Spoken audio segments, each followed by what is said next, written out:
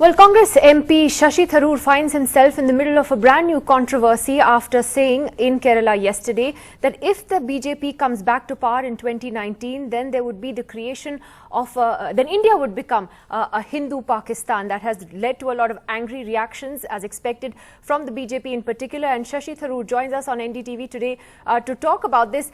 Shashi Tharoor, you have tried to explain the context in which you said this and what you meant to say. Tell us more about that, because it has caused quite a controversy in the last 24 hours. I'm not sure what the controversy is about, because it's very clear that the BJP has stood for Hindutva and Hindu Rashtra. It's part of the official ideology of the party. And our Prime Minister has actually asked every ministry to study the thoughts of Deen Dayal Upadhyay, who was, after all, a leader who officially rejected the constitution, as did other heroes of the BJP, V.D. Savarkar and M.S. Golwalkar. So they have said that they don't agree with the Indian constitution. They have said that the fundamental problem with the Indian constitution is that it defines the nation of India wrongly. And they've explained by what they mean by that is that India is seen as a territory with all the people living on it, and that is wrong, they say. The nation of India is actually a people, and the people are the Hindu people. So that's their idea, that the constitution and the nation and the national system should be built on a Hindu Rashtra. Now, they've never repudiated that thinking. If our Prime Minister were to stand up and say, I admire Deen Dayal Upadhyay's other ideas, but I disagree with him on the constitution, then we have nothing to worry about. He's never said that. So on the one hand, we have a Prime Minister who says the constitution is my holy book. On the other hand, he tells every ministry you must study the thoughts and ideas of Deen Dayal Upadhyay. The two things don't gel. One or the other is your real belief, and I think the BJP and the RSS have not hidden their real faith in a Hindu Rashtra idea for a very long time. So what I'm a proud Hindu myself, myself, but I believe in an inclusive. No, so you believe Hinduism. that they would actually try to change the constitution if they came back with the majority next year? Absolutely. I think the one thing that has prevented them from trying so far has been the fact that they haven't had what it takes. That is, a significant majority in both houses as well as half the states. Now they have more than half the states. They have pretty much, with the NDA, almost 2/3 of the Lok Sabha. They don't have the Rajya Sabha. If the day comes when they have all three, I don't see what would stop them, because these are amongst the core convictions of the BJP and the RSS. But Mr. Tharoor, there are reports that even in your own party, there are others who are very uncomfortable with the remarks that you've made. They believe that, these comments are, comments that play into the hands of the BJP and Narendra Modi, and that this could backfire on the party. Well, I mean, it's up to their own conscience to decide what they stand for and what they articulate. This has certainly been a consistent set of beliefs I've had. I've actually said this in 2013 in the lead up to the 2014 election. I'm not saying something entirely new. My concern is that indeed the nationalist movement split, but it didn't split between those who wanted a Muslim Pakistan and those who wanted a Hindu India. It split between those who wanted a state based on religion and those who wanted a state that was for everybody. And I think most Hindus actually go with the camp of those who wanted a state for everybody. We believe in an inclusive India. Our constitution reflects an inclusive India.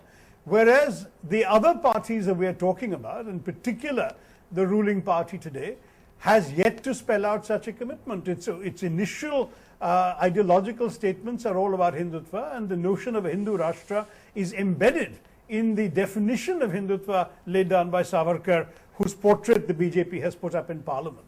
I think the BJP can't have it both ways. They have one set of messaging for those who follow their doctrines within their establishment, and then they try and present a more inclusive face to the rest of the country. So what do you make of the BJP's... I think it's time to call them out and say, what do you really believe in? So what do you make of the BJP's demand that the Congress, that Rahul Gandhi should apologize for what you said? Because they're clearly now turning in this into very much a political issue.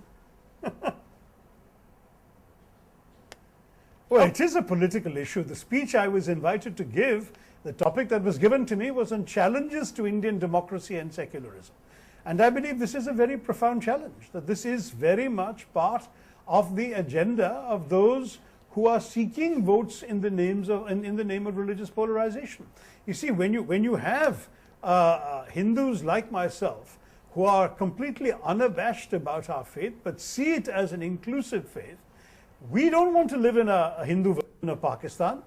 I mean, do you think that the Muslim moderates of Pakistan have any choice but to live in a state which enshrines bigotry, which stamps on the passports of non-Muslims the word that they're non-Muslim? Is that the kind of state we want to create? No. So it's time we stand up against it and say no. Indian Hindus, in fact, Muslim friends have openly said that one of the reasons they feel secure in India is because the Hindu majority here believes in inclusion, believes in embracing all. So, that's so the you're kind laughing of India off we've built for 70 you're years. laughing off an That's apology. the kind of India You're that's in laughing the off the demand Constitution. for an apology. I don't see what I should apologize for. I've spoken facts exactly as they are. The day the BJP repudiates the theory of Hindu Rashtra, I'll stop saying this. Because at the moment, Hindu Rashtra remains very much an objective of the RSS, to which the BJP cabinet, as you know, goes annually to pay obeisance. So until they drop their beliefs, how can one stop criticizing them? All right, Shashi Tharoor, thanks very much for joining us. Let us see how this controversy plays out. Thanks for joining us on NDTV. Thank you, Nidhi. And Shashi Tharoor does have a way of finding his way into the headlines for all the wrong reasons, they would say sometimes. Joining us tonight on the program to talk about this, we have Jaiveer Shergill, spokesperson of the Congress Party, Rajesh Sharma of the BJP, Jawahar Sarkar, former bureaucrat, joining us tonight from Kolkata. We have Amir Raza Hussain, theatre personality, joining us from just outside Delhi, and Shantanu Gupta, who's a well-known author, joining us here in the studio. So let me first, before I get the politicians involved in this, Shantanu Gupta, to you first. What did you think of what Tharoor said? Is it something to think about, or was it a Congress overreaction, or was the Congress right to react in the way that it did? I think, Nidhi, first of all, it's a very stupid comparison or a very shameful comparison coming from someone as you're right as Shashi Tharoor. You're comparing a country, a thriving democracy, a flourishing economy and a vibrant culture with a country like Pakistan, which is a failed state, a terrorist state, a rogue state and an army state, right?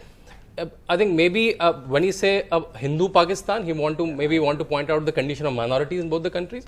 If you see the miserable condition of minorities in Pakistan and the minorities in India is flourishing, be it media, be it politics, art and culture, business, sports, you'll find minorities everywhere and the flourishing like any other community.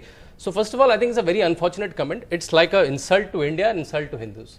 Congress is overreacting. I think Congress is looking confused. First of all, we don't know, like, has he made, because of frustration, the police is after him on the Sunanda Pushkar case, or he want to sell his book, Why I'm a Hindu, or it's Congress is trying to test waters through him, because there's a pattern, right? You have Mani Shankar Ariyar, Ghulam Nabi Azad saying something, Sanjay Narupam saying something, Safiuddin Sood saying something, Karnataka minister supporting Sharia court. So there's a pattern to it. So maybe it's a part of the pattern.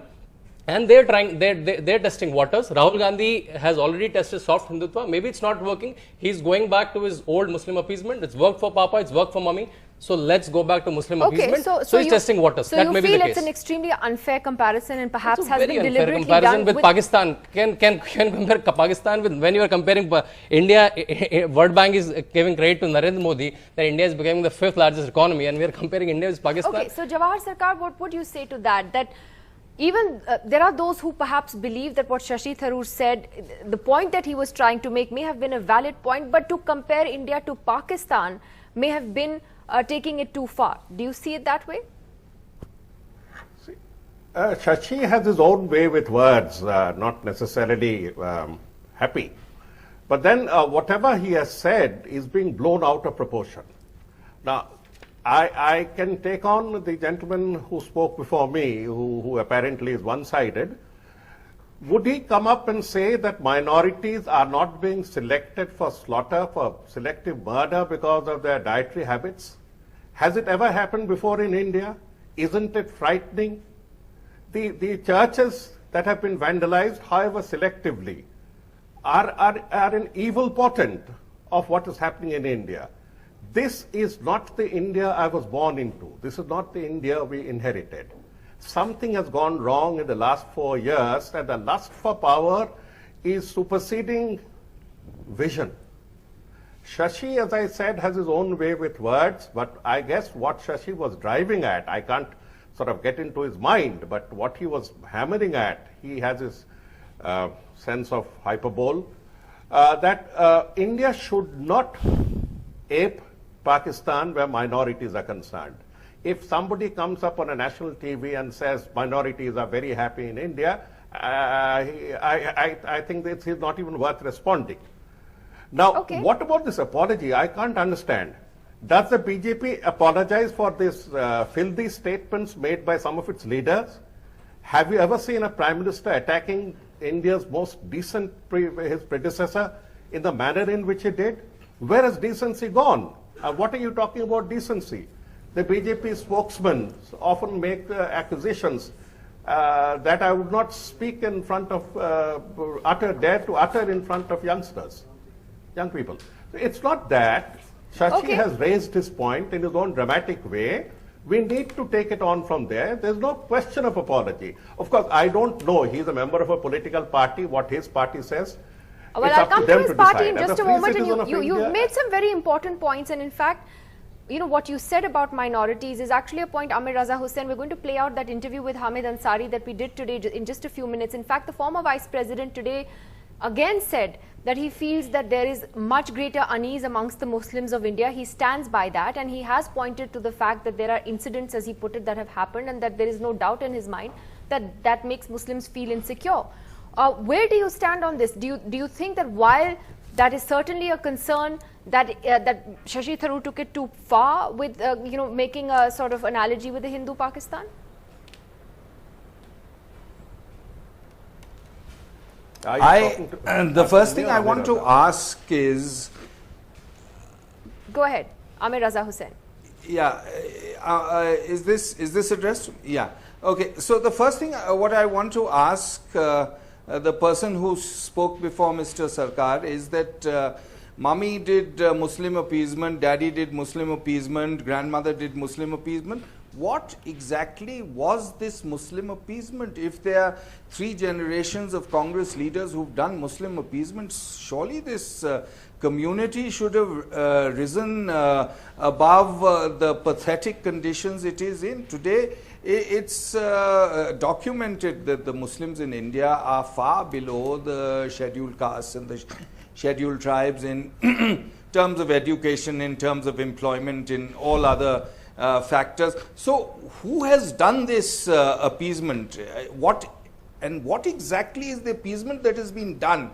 You know, everybody keeps talking about this appeasement. What is it, for God's sakes? I would also like to know how this Muslim community has been appeased, first thing. Second thing is that a very dear friend of mine who was a senior bureaucrat in Government of India, is still a senior bureaucrat in the Government of India, turned around to me and said, in a moment of weakness, I think, that one, Pakistan was a whiskey swilling, entertainment watching nation until came around Ziaul Haq, and one term of Ziaul Haq, which was about, about 7, 8, 10 years, changed this country into a fairly delightful place, and it's changed it into a place which houses the ISI and houses the Al-Qaeda, and is a playing field for the various terrorist movements today. If one Ziaul Haq could do that to Pakistan, can one he who should not be named, could he do that to India as well? But that's not necessarily a fair comparison. Yes, I mean, Zia was a dictator.